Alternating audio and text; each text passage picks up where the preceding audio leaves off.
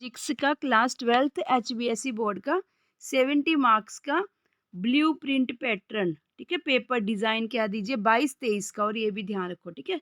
22-23 का है।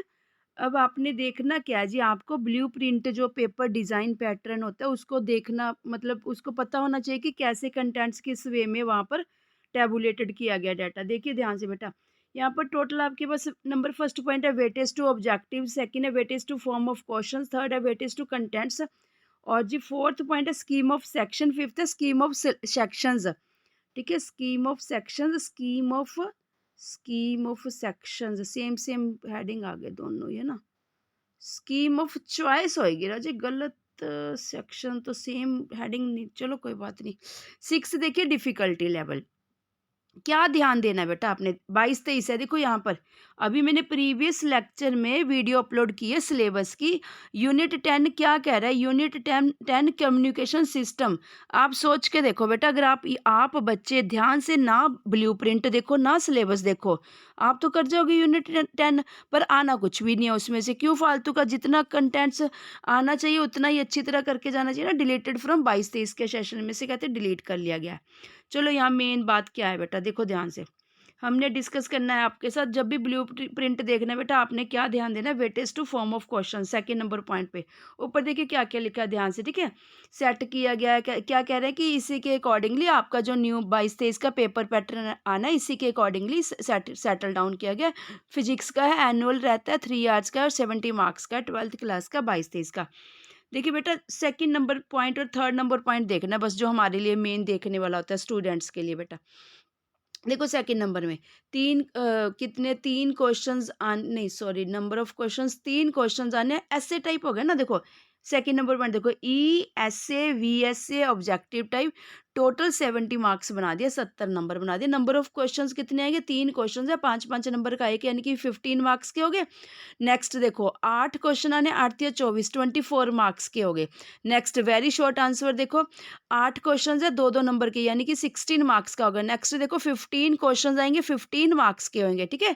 अब टोटलिंग करो जो मार्क्स है, 15 + 24 + 16 + 15, यानी कि इजिकल टू 70 मार्क्स का आपका पेपर रहेगा फिजिक्स +2 क्लास 12th का, फिजिक्स का HBSE बोर्ड का। अब एक बात और बेटा ध्यान से देखिए, हमें सुजेशन दे रहा है एग्जामिनर बोर्ड, हमें सुजेस्ट कर रहा है कि भाई जो तुम 3 लॉन्ग क्वेश्चन करोगे बेटा ये वाले, उसको कहते हैं टाइम डिवोट, मान कर चलो कि एस्टिमेट ना आप 60 से 70 मिनट लगाओगे, ठीक है। अगर आप बेटा थोड़ा सा सच में अगर इस तरीके से इवैल्यूएट करके जाओ ना, तो पेपर ना टाइम कम बचेगा ना ज़्यादा, मतलब आप पूरा पूरा अच्छे से सॉर्ट आउट कराओगे। और वो यहाँ पर हमें सुजेस्ट करा कि 8 क्वेश्चन अगर 2-2 नंबर, 3-3 नंबर वाले करे, उसके लिए 50, यानी कि 1 आवर अप्रोक्सीमेट यूँ लगा के चलो कि ऐसे टाइप के लिए और शॉर्ट ऐसे टाइप के लिए, दोनों के लिए वो कह रहे हैं कि 1-1 घंटा लगा के चलो, 1-1 आवर, क्योंकि कितने 3 घंटे का पेपर का है ना आपको, हाँ ठीक है ना, 3 आवर्स का है बेटा, ठीक है। वो कह के चलो रफली सा एडलेस 5-7 मिनट कम ज़्यादा कर दो, वो कोई प्रॉब्लम नहीं है। ऐसे टाइप क्वेश्चंस को कहता है 65 मिनट्स दो, शॉर्ट आंसर टाइप को 55 मिनट्स दो, यानी कि ये लगा के चलो 2 आवर्स में आपने वाइंड अप कर देना इसको बस। अब रह गए हमारे पास 16 नंबर और 15 मार्क्स, यानी कि 31 मार्क्स के लिए आपने क्या करना, 40 मिनट्स + 20 मिनट्स, यानी कि 1 घंटा यहाँ दे लो। पर मेरे को जो बेटा लगता है, देखो आप खुद सोचिए, वेरी शॉर्ट आंसर क्वेश्चन है, 2-2 नंबर के हैं, 2-2 नंबर वाले, यानी कि एक क्वेश्चन 4 नंबर, 4 से 6 लाइन्स सफिशेंट रहता है। यहाँ से हमारे पास टाइम बहुत बच जाएगा बेटा, यहाँ से 1 घंटा नहीं, उससे जल्दी हो जाना। ये ऑब्जेक्टिव टाइप में क्या करना होता है, आधा सेकंड भी नहीं लगना, है ना। उन्होंने हमें कहा कि डिवोट करो कितना, 20 मिनट्स डिवोट करो, इतने तो हमारे लगने ही ऑलमोस्ट 12-13 मिनट लगेंगे यहाँ पर। हम यहाँ दोनों से अपना टाइम बचाकर यहाँ पर अपना डिवोट कर सकते हैं, ऐसे टाइप और शॉर्ट आंसर क्वेश्चंस के ऊपर। ध्यान से बेटा आपको इवैल्यूएट करना आना चाहिए बस, सभी स्टूडेंट्स को। ये मत कहना कि ये पेपर डिज़ाइन क्या होता है, अच्छा नहीं लगता बेटा, तुम्हें सबको पता होना चाहिए कि किस तरीके से क्या उन्होंने हमें सुजेस्ट करा और हमने कितना कैसे करके आए, सो दैट कि पूरा कंप्लीट पेपर हम हल कर दे, ठीक है। 20 क्वेश्चंस टोटल आने हैं, 70 मार्क्स का टोटल आना है। वो कह रहा है कि 180 मिनट्स, यानी कि 3 घंटे डिवोट करो।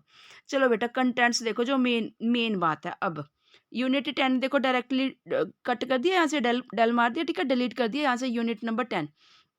और सिलेबस में नहीं लिखा हुआ था बेटा, एक बात मैंने ये नोटिस करी, यूनिट यहाँ तो लिख रखा है, सिलेबस में देखे एक बार, 1 मिनट, सिलेबस में यूनिट 10 के बारे में तो नहीं बेटा लिखा हुआ था कुछ, यहाँ इन्होंने लिख दिया पेपर डिज़ाइन में। तभी बेटा बहुत ध्यान से सब कुछ एक्सप्लोर करना चाहिए। देखते हैं 1 मिनट, यूनिट 10 एज सच तो यहाँ तो कुछ नहीं लिखा था, बल्कि यहाँ तो बहुत अच्छे से एक्सप्लेन किया हुआ था कि यूनिट 10, यूनिट 9 है ही नहीं। चलो वेरी गुड, वेरी गुड, ठीक है बेटा, है ही नहीं, ठीक है, यूनिट 9 दिया हुआ है और यूनिट 10 का दे ही नहीं रखा। चलो यहाँ तो नहीं दिया हुआ है, टैबुलेटेड डाटा में भी देखते हैं एक बारी, क्योंकि बच्चा बच्चे तो स्टूडेंट्स तो प्रेपरेशन कर लेंगे ना, अगर दे रखा है गिवन, नहीं है ही नहीं है, ठीक है, दे ही नहीं रखा यूनिट 10, ठीक कर, बहुत अच्छा करके बेटा, बहुत ही बढ़िया, ठीक है, और स्पेसिफिकली मेंशन भी किया हो ना 22-23, तभी मैं कह रही हूँ बेटा लास्ट वाली 4 वीडियोस तो बहुत ध्यान से देखनी है आप बच्चों ने, ठीक है जी। ब्लूप्रिंट, ये जो गूगल ड्राइव आपको दिखाई है अभी शो करिए, सारी की सारी मैंने उसका लिंक शेयर कर दिया, वहाँ से डाउनलोड कर सकते हैं। बस अब बेटा सिलेबस देखिए, सिलेबस कंटेंट्स देखिए, unit 1 electrostatics, unit 2 current electricity, unit 3 magnetic effect of current and magnetism, unit 4 electromagnetic induction and alternating current, unit 5 electromagnetic waves, unit 6 optics, unit 7 dual nature of matter and radiation, unit 8 atoms and nuclei, unit 9 electronic devices. तभी तो वो बच्चा electronic devices यानी कि digital electronics, Morris मानो वगैरह की जो बुक आती है ना, ये ऊपर वाले तो फिजिक्स से रिलेटेड है, प्योरली फिजिक्स से रिलेटेड है, यूनिट नंबर 8 तक। यूनिट नंबर 9 जो है गेट बुलियन अलजेब्रा, उससे रिलेटेड चैप्टर है जो यूनिट 9 है। मोरिस मानो या पीके सिन्हा की बहुत अच्छी बुक है बेटा, उसमें बहुत अच्छे से एक्सप्लेन किया हुआ है इलेक्ट्रॉनिक इसका गेट्स का ना, डिवाइसेस का, ठीक है जी। या फिर अंशुमन की भी आती है, इंजीनियर अंशुमन, हाँ जी, हाँ, इसी की अंशुमन की, वो भी अच्छी बुक है, अंशुमन की है, भरत की है, और भी बहुत सारी है, सुशील, भरत, अंशुमन, उनमें भी काफ़ी अच्छे से दिया हुआ है। बट जो अगर हाई लेवल का पढ़ना चाहते हो तो मोरिस मानो की या फिर पीके सिन्हा, उसमें काफ़ी अच्छा रिचफुल कंटेंट्स गिवन है यूनिट नंबर 9 के लिए। बाकी तो आपका फिजिक्स का ही होगा ना सारा, ये डिजिटल इलेक्ट्रॉनिक्स की बात कर रही हूँ मैं, नोर नैंड गेट वर, एक्सोर एक्सनोर वगैरह की। चलिए बेटा, ठीक है, ये आपका हो गया। अच्छा जी, एक बात और बेटा, एक बात और डिस्कस करने, ध्यान से सुनिए बेटा, देखो आप मेरे अकॉर्डिंगली यूनिट नंबर 5 4 मार्क्स का आना है, टोटली स्किप कर जाना बस। यूनिट नंबर 5 अगर बेटा सिलेबस देखेंगे ना, बहुत सारा कंटेंट्स दे रखा होगा, ओनली 4 मार्क्स के लिए इतना सारा कंटेंट्स अगर पढ़ना पड़ रहा है तो ऐसा सा स्किप कर दिया करो।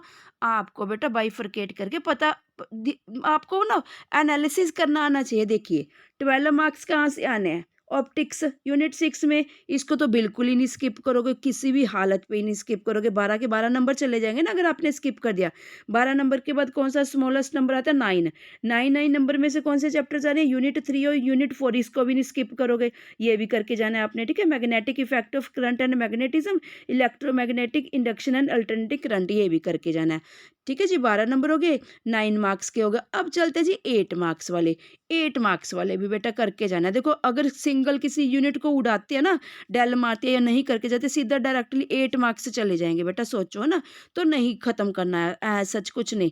बस आप जो मेरे को लगता है कि यूनिट नंबर 5 को इलेक्ट्रोमैग्नेटिक वेव्स, इसको टोटली मत करके जाओ बस 4 नंबर के, क्योंकि पहले बहुत बहुत सारा कंटेंट्स दिया हुआ है, बट इतना भी नहीं होता। अगर हम रिपीटेडली पढ़ते जाए ना, रिवीजन करते जाओ, तो हम हमारे लिए टफेस्ट कुछ भी नहीं होता है ना, तो कर सकते हैं बस। हाँ, अगर फिर भी लगे कि सिलेबस बहुत ज़्यादा हो रहा है तो यूनिट नंबर 5 स्किप कर देना, क्योंकि यूनिट नंबर से जिसमें से 7 नंबर का आया हुआ है करंट इलेक्ट्रिसिटी है।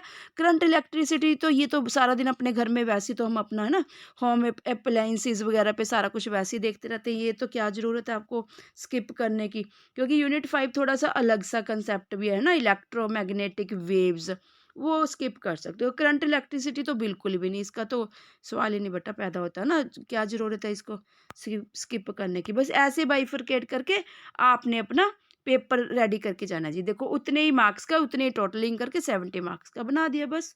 चलिए बेटा, इसके बाद अब हम लेकर आ रहे हैं, और स्कीम ऑफ सेक्शन भी देखो, ABCD पेपर का जो पूरा पेपर कंप्लीट 4 सेक्शंस में डिवाइडेड होगा, ठीक है। कैसे डिवाइडेड होगा आप खुद देखिए, उन्होंने खुद ही लिख रखा है यहाँ पर, देखिए 4th सेक्शन तो उसने उन्होंने अपने आप ही बना दिया। ऐसे टाइप का एक सेक्शन, शॉर्ट आंसर का एक दूसरा सेक्शन, वेरी शॉर्ट आंसर का तीसरा सेक्शन, 4th सेक्शन किसका बना दिया? ऑब्जेक्टिव टाइप का। अपने आप ही 4 सेक्शन, 4 ही तरह के कोड पेपर आने हैं आपको बस। चलिए जी, ऑल द वेरी बेस्ट बेटा।